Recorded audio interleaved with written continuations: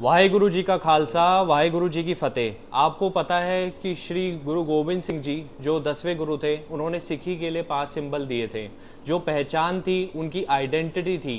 पहला, आपको पता है, केश, कचहरा, कंगा, कड़ा और कृपाण। आपको पता है कि इन सब के मतलब क्या है, उन्होंने क्यों ये सिंबल्स को दिए थे। देखो, जो केश है वो केश क्यों नहीं कटवाने चाहिए, क्योंकि वो सेक्रीफाइस को दर्शाता है। वो दर्शाता है कि हमें वाहेगुरु जी से लगाव है, हमें बॉडी से लगाव नहीं है, हमें तन का मोह नहीं है, इसलिए वो सेक्रीफाइस को दर्शाता है। दूसरा है कंगा।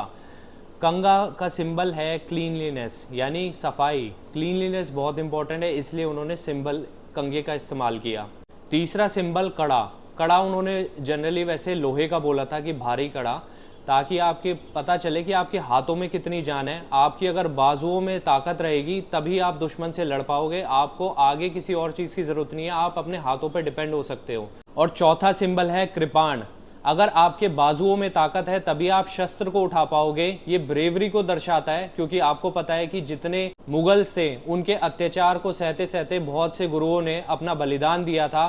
तो अब उस समय की बात करूं तो उस समय बलिदान देने का वक्त नहीं था, ये सर काटने का वक्त था, इसलिए ये ब्रेवरी को दर्शाता है। और पांचवा सिंबल है कच्छा, जिसे कचहरा कहते हैं। यानी अगर आपको लड़ाई लड़नी है, अपने दुश्मन को मात देनी है, तो आपको एनर्जी की बहुत ज़रूरत है, अपनी एनर्जी को प्रिजर्व करना पड़ेगा, इसलिए उन्होंने ये सिंबल दिया था।